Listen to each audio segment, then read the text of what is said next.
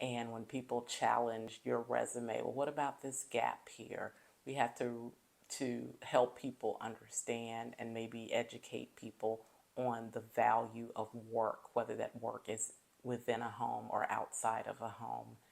I mean, some of the most talented people maybe never spent time in a conference room or a boardroom, but they have the creativity, they have the organization skills, they have the talent, the time management, the wisdom, the background, the education, and all they need is the access and the opportunity. And women often, we do each other a disservice by not rallying together and combining our strengths and our collective wisdom to be cheerleaders and supporters and mentors of each other. I think we could do a better job of reaching out and supporting each other because we understand what that path is.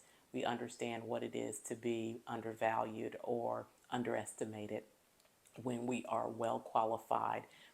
For several years, 3 terms, I was president of the Women's Forum of North Carolina.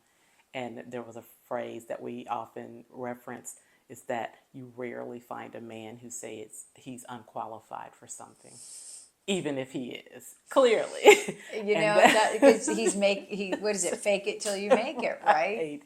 And I think women often do the opposite. We were talking a lot about women running for office, and so many decline the invitation to do so because they're afraid of losing or concerned that it might be a disruption or they won't be taken seriously or they don't have the network or they don't have the money or whatever it might be. And you just don't hear men default to that response. That's And very true. That is so true. so we could take a lesson from their playbook and just go in with the confidence that I can figure it out because that's what everyone else is doing. I can figure it out, and we should just go for it. One of the speeches that I do, I hand out mirrors and I ask women to look in the mirror and talk about what they see. And most of us see our faults, right? You know, you see gray hair or you see wrinkles or, you know, maybe your face is a little bit asymmetrical. And I said, what do you think a man sees when he looks in the mirror? He says, I look good, right? And so I think that's kind of a shorthand to what you're talking about, which Right. is this cultural and societal mindset that we still have in 2024, which Right. is so unbelievable. So you have done a lot in your life already. You're still young in the 50 plus club. I'm going to say Thank that. you. You're a junior. You're a junior. You're 51. My early 50s. You're just entering this season of life. But you know, I'm sure there's more you want to do. What's on your bucket list? Oh, wow. Well, I got to tell you, I just finished writing a PR, public relations writing textbook. Of course you did. And In your spare time, in my right? spare time.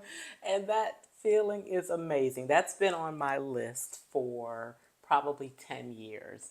And a publishing company reached out to me during the pandemic. I actually almost deleted the email because I thought it was a joke. Right, right. And I was like, oh, they are serious. This is amazing. Oh. And so I've spent the past several years working on that, and it will be ready for the fall semester. That was a big one to check off my list. Absolutely. Congratulations Thank on that. you. Finishing a book is a huge accomplishment. Yes, yes. So I'm certainly thrilled about that. And I'm looking at expanding within the company my role in crisis communication. I am seeing that there's a greater need for people understanding how to respond when things go badly. And the number of social media outlets and platforms just giving more people more places to say horrible things to each other and make more mistakes. And in our line of work, we're seeing that brands are a little bit wary of what to say and what to do And how to do when it. and how Yeah. to do it, right? So I'm looking at the opportunities in crisis communication because that's an area that I specialize in also. Yeah, as a retired journalist, I can tell you, you know, when you play the other side of a fight, when you're having an Right. argument with somebody, I do that at press conferences. I'll Right. say, oh, no, no, no, no. Why did you say that? Right. Why didn't you say this? And I think that's what crisis communications is. I'm like, no, no, no, that's not how you respond. That's not going to Right. work, you know? So I would agree with you. That's a big area, especially with the proliferation of the online stuff. Definitely. Valerie, how can people find you online and follow you? Absolutely. Our website is globalprpros.com. And for anybody who's in downtown going down Blunt Street, we're the Carolina Blue Building on your left Okay, that has my okay. name on it. And I'll put all your links in the show notes when the Yes, show airs so people can see that. that'd be great. And I got to tell you, this has been such a delight. You know, every time I have a new guest, I do sometimes know them and then sometimes I don't. You were referred to me. And wow, I just feel really lucky to have had this conversation today. The whole time I'm thinking, oh, that's a really good nugget. That's a good takeaway. So I've learned a lot from you, Thank you. and I think my audience will too. So thank you for sharing your time and talent with us. My pleasure. I appreciate the invitation.